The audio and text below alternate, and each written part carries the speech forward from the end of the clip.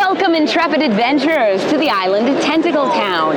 You three came here seeking scenic vistas, days by the beach, a nice place to live, and instead you found that the waters were infested with giant man-eating tentacles. So really it's just looking for real estate. But the three of you decided to stick it out and build up the town nonetheless. However, as buildings started going up and the population started increasing, the tentacles started getting even more rowdy.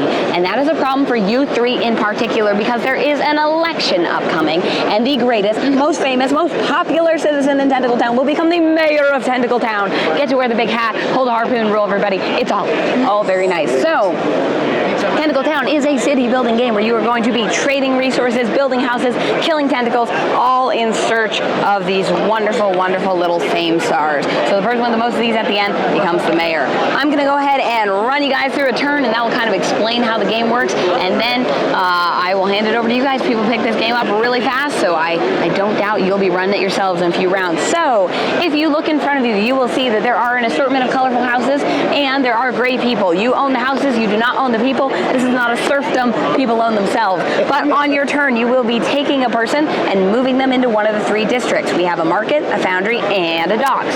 For example, I might take my person, put them at the docks.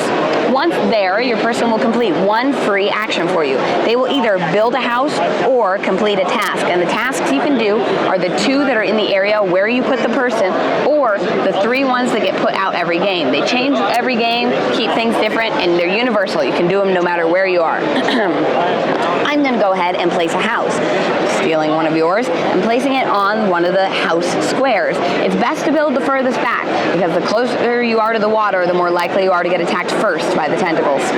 So once I've built my house, I can then pay overtime to complete additional tasks. People are just cogs in the capitalist machine, so you can pay them as many overtimes as you have gold to pay. So in this case, I might pay a gold and do something like Butcher Catch. Butcher Catch gives me one piece of calamari for every house I have. I've got two houses, so I would get two. Somebody who only had one house would get one, so it becomes more profitable the more houses you have. The ones that are on the left become more profitable the more people are living in the area. So the economy of the town changes your tasks and what you do. So once I'm done building, trading, sorting, getting my life in order, that is when the fun really begins, because that is when my activities have lured a tentacle from the depths. It slithers ominously and then attacks. And what it does is determined by the danger dice.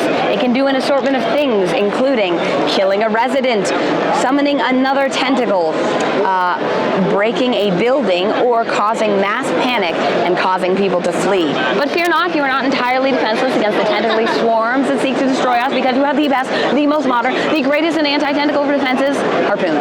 If a tentacle attacks, you can spend a harpoon token to spin the harpoon spinner and see if you defeat it. I do, so the tentacle is removed, and for my efforts, I receive a piece of delicious calamari and a fame star. Remember, fame is the name of the game, because the person with the most fame becomes the mayor of Tentacle Town.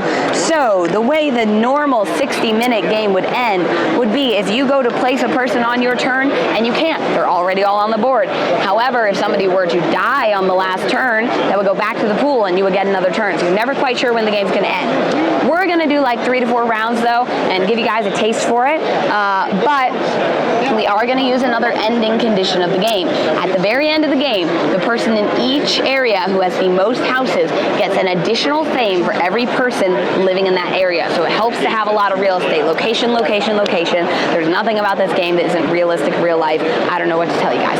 So that is the fast and dirty version of the rules. I will, of course, be answering things as we go through, but